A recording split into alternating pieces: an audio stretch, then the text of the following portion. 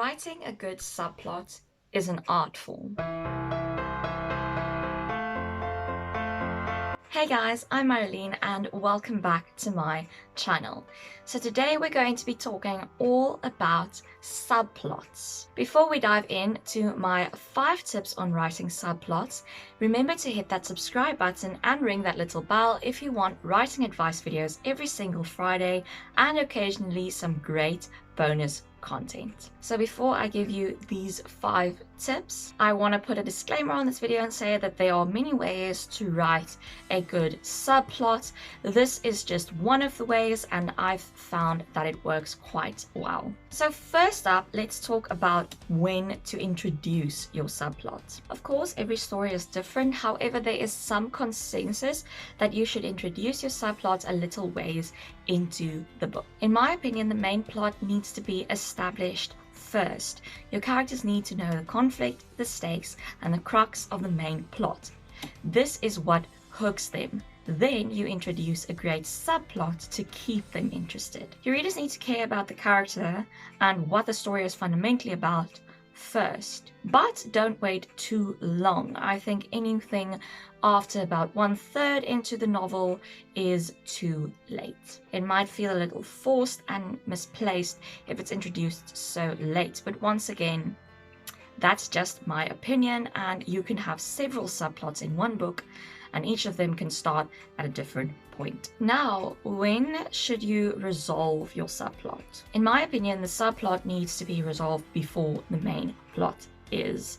There are a lot of books or movies that resolve the subplot after the main plot, but you have to do that very well to keep the reader's attention and to keep them interested in whether that subplot will resolve or not. So generally you want your reader's attention fixed on the main climax once you get to that point. This means that you want to give them the resolution of the subplot a few pages or chapters before you get to the bigger conflict or the resolution of the main plot. You'll see that most TV shows also follow this guideline and it works. And then if you're still unsure, you can aim roughly for the 3/4 mark to resolve that subplot. Then my 3rd tip is to remember the sub in subplot. I love a good subplot, especially one with characters growing closer together, but if I pick up a sci-fi thriller from the bookstore only to read 400 pages of a love story,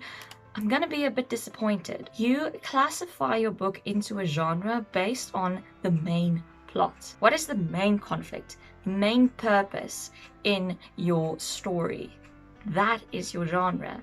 That is your main plot. A subplot of whichever variation is always secondary to the main plot. So if you focus too much on the subplot, it may overtake your main plot and bump your story into a completely different genre. So maybe have the romantic subplot take a little bit of a backseat while important main plot events are playing out. Now, when can you indulge in writing your subplot? So let's be honest, most writers like writing subplots. I know I definitely do. Oftentimes they contain the scenes that you are excited to write, the ones you dreamed of when planning this book, the banter, the fluff, the conversations, the depth of character. But this means that it's easy to get carried away, as I mentioned in my previous point. However, there is a point in your book where you can indulge, a point where you can explore the subplot to your heart's desire.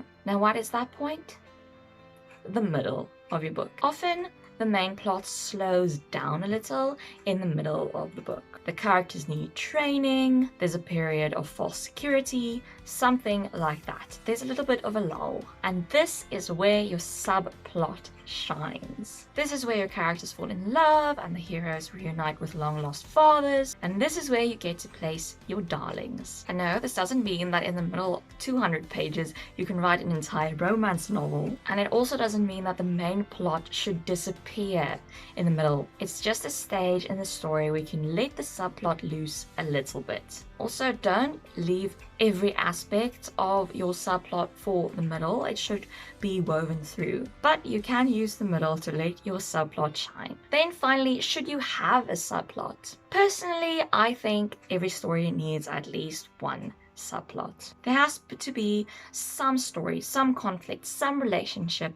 that adds intrigue aside from the main plot. Not having one could really screw up the pacing of your novel. It can also make your characters feel underdeveloped and have the reader grow bored. But that's just my opinion, each unto their own. And that's it. Those are my tips on writing a subplot. I also have a video specifically on writing romantic subplots, which I will leave in the cards for you guys. Thank you guys so much for watching. If you like this video, please be sure to give it a thumbs up. Remember to hit that subscribe button and ring that bell for more content.